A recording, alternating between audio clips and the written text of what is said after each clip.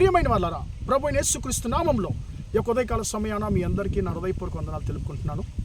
ఈరోజంతా కూడా మీరు చేయవ అన్ని విషయాల్లో దేవుని హస్తం మీకు తోడయుండి మీకు జయాన్ని కలుగజేయునుగాక. పాత నిబంధనలో యేసుక్రీస్తు యొక్క శిలువ మరణం అనేటువంటి అంశం మీద మనం యేసయ్య యొక్క శ్రమల గురించి ధ్యానిస్తూ వస్తున్నామండి. ఈరోజు ఎందుకు యేసయ్య ఆయన గాయపడ్డాడు, నలగొట్టబడ్డాడు అనేటువంటి విషయాన్ని మనము చదువుకుందామండి.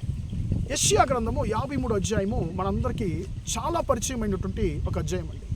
ఎందుకంటే యేసుక్రీస్తు ఆయన పుట్టడానికి దాదాపు 800 సంవత్సరాలకు ముందుగా ఈ లోకంలో బ్రతికినటువంటి యెషయా ప్రవక్త ద్వారా ప్రభువైన యేసుక్రీస్తు ఎలాగా ఆయన శ్రమ పొందబోతున్నాడు, ఎలాగ మరణించబోతున్నాడు అనేటువంటి విషయాలు చాలా స్పష్టంగా ప్రవచనంగా రాయబడినాయి. ఇందులో 53వ అధ్యాయంలో 5-6 వచనాలు మాత్రం ఈరోజు మనం ధ్యానించుకోబోతున్నాం. ఈ యొక్క 5వ వచనం చెప్పుచుంది, యేసయ్య గాయపడ్డాడు, మన అతిక్రమమును బట్టి, మన యొక్క దోషమును బట్టి ఆయన నలగొట్టబడెను, మన సమాధానమైన శిక్ష అతని మీద వచ్చెను, అతని దెబ్బల చేత మనకు స్వస్థత కలుగుచున్నది అనేటువంటి మాటను మనం చదువుతున్నాం. యేసయ్య గాయపడ్డాడు, యేసయ్య నలగొట్టబడ్డాడు, యేసయ్య మనకు సమాధానాన్ని కలిగించడానికి ఆయన శిక్షను పొందుకున్నాడు, ఆయన శిక్షించబడ్డాడు, గాయపడ్డాడు, నలగొట్టబడ్డాడు, శిక్షించబడ్డాడు. ఎందుకంటే ప్రియమైన దేవుని బిడ్డలారా, ఆయన గాయముల చేత, దెబ్బల చేత నిన్ను నన్ను స్వస్థపరచడానికి. ఈ లోకంలో ఉండేటువంటి వ్యాధులంతా కూడా ప్రియులారా దాదాపు 39 భాగాలుగా వాటిని ప్రియమైన దేవుని బిడ్డలారా వాటిని వేరుపరుస్తున్నారండి. యేసుక్రీస్తు ఆయన పొందినటువంటి కొరడా దెబ్బలు 39. ప్రియమైన దేవుని బిడ్డలారా, ఆయన పొందినటువంటి గాయాలు 5640 గాయాలు తన శరీరంలో ఆయన పొందాడు. ఆ గాయాలంతా ఎందుకంటే ప్రియులరా, నిన్ను నన్ను స్వస్థపరచడానికి, మన జీవితంలో ఉన్నటువంటి సమస్త వ్యాధులను స్వస్థపరచడానికి యేసయ్య గాయపడ్డాడు. ప్రియమైన బిడ్డలారా, 5-6 వచనం ఇలా సెలవిస్తుంది, మనం అందరము దారి తప్పిన గొర్రెల వలె మనం ఉన్నాము, మన యొక్క మన మీద రావాల్సినటువంటి శిక్షను తండ్రి దేవుడు అతని మీద ఉంచెను అనేటువంటి మాటను మనం చదువుతున్నాం. రెండవది, ఎందుకు యేసుక్రీస్తు కల్వరి శిలువలో మరణించాలంటే మనను, మన దారిని చక్కపరచడానికి, మన దారిని క్రమపరచడానికి, మన యొక్క చెడు దారుల యొక్క ఫలితాన్ని మనమే మోయాలి, మనం అనుభవించాలి. కానీ మన యొక్క చెడు మార్గాల యొక్క ఫలితాన్ని, శిక్షను యేసయ్య ఆయన భరించాడు, నిన్ను నన్ను తప్పించాడు, మన మార్గాల్ని చక్కబెట్టడానికి, సరిచేయడానికి. ప్రియమైన దేవుని బిడ్డలారా, నీ యొక్క వ్యాధి నిమిత్తముగా, నీ బలహీనతల నిమిత్తముగా నిన్ను స్వస్థపరచడానికి ఆయన గాయపడ్డాడు. ఆయన గాయాల ద్వారా నీకు ఎలాంటి బలహీనత అయినా నీకు స్వస్థత కలుగుచున్నదని ఈ యొక్క వాక్యం చెప్పుచుంది. ప్రియమైన దేవుని బిడ్డలారా, మీ కుటుంబస్తుల్లో కొంతమంది హాస్పిటల్లో ఉండొచ్చు, డాక్టర్స్ ద్వారా చేయబడిన పరిస్థితుల్లో ఉండవచ్చు, ఇంకా బ్రతకరని చెప్పొచ్చు.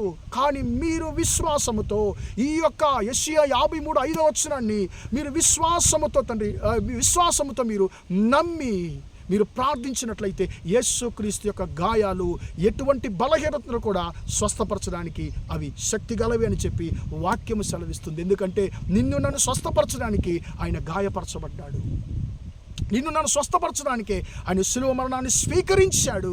ఎందుకంటే నిన్ను స్వస్థపరచడానికి, నిన్ను విడిపించడానికి, నీ మార్గాల్ని సరిచేయడానికి, నీ బ్రతుకును సరిచేయడానికి ఆయన శిలువలో మరణించాడు. మన కొరకు గాయపడిన, మన కొరకు శిక్షించబడినటువంటి యేసయ్యకు మన జీవితాన్ని అప్పగిద్దాము. ఆయన మన జీవితాన్ని సరిచేయడానికి, స్వస్థపరచడానికి, ఆశీర్వదించడానికి ఆయన సమర్థుడిగా ఉన్నాడు. ప్రార్థన చేద్దామా? ప్రేమగల మా తండ్రి, దయగల దేవా, ఇంతవరకు మాటలు విన్న తండ్రి, నీ బిడ్డలను దీవించండి, ఆశీర్వదించండి అయ్యా. తండ్రి, మీ యొక్క గాయములతో మాకు స్వస్థత ఉంది అని తండ్రి మీ యొక్క వాక్యం సెలవిచ్చి మేము ధ్యానించుకోవడానికి ఉపదయచేసేవానికి స్తోత్రము అయ్యా. ఎలాంటి బలహీనతలో ఉన్న నీ బిడ్డలను తండ్రి అయ్యా, డాక్టర్స్ ద్వారా తండ్రి ఎలాంటి బలహీనతని కనిపెట్టలేని పరిస్థితిలో ఉన్నటువంటి తండ్రి వారి యొక్క బలహీనతలు యేసయ్య నామములో తండ్రి నీ యొక్క గాయముల చేత స్వస్థపరచబడునుగాక తండ్రి. స్తోత్రము. ఇంకా మరణిస్తారు, చివరి గడియల్లో ఉన్నారు అనేటువంటి పరిస్థితుల్లో ఉన్న ప్రతి ఒక్కరు యేసయ్య నామములో స్వస్థత పడునుగాక అని ప్రార్థిస్తున్నామయ్యా. తండ్రి అయ్యా, క్యాన్సర్ 4th స్టేజ్లో ఉంది, చేయి విడిచిపెట్టేశారు డాక్టర్స్, ఇంకా బ్రతకనని చెప్పేశారు అని చెప్పి తండ్రి నమ్మకాన్ని కోల్పోయి నిరుత్సాహ పరిస్థితిలో ఉన్న ప్రతి ఒక్కరి యొక్క బలహీనతలు యేసు యొక్క జీవము గల తండ్రి నీ యొక్క నామములో నీ గాయముల చేత ఇప్పుడే స్వస్థపరచబడును గాక. ఈ గాయపడిన హస్తముతో తండ్రి అలాంటి పరిస్థితుల్లో ఉన్న ప్రతి ఒక్కరిని మీరు ముట్టమని ప్రార్థిస్తున్నాను తండ్రి. స్తోత్రమయ్యా. వ్యాధి తండ్రి ఆ యొక్క పడకలో ఉండి యొక్క వాక్యాన్ని వింటున్న ప్రతి ఒక్కరిని మీరు ముట్టమని ప్రార్థిస్తున్నాను. యేసయ్య నామములో ఈ యొక్క తండ్రి శక్తిగల మాటలు వారిని స్వస్థపరచబడును గాక, వారిని స్వస్థపరచును గాక అని ప్రార్థిస్తున్నాను. తండ్రి మీ బిడ్డలను తండ్రి మీ బిడ్డలకు మేలు చేయండి అయ్యా.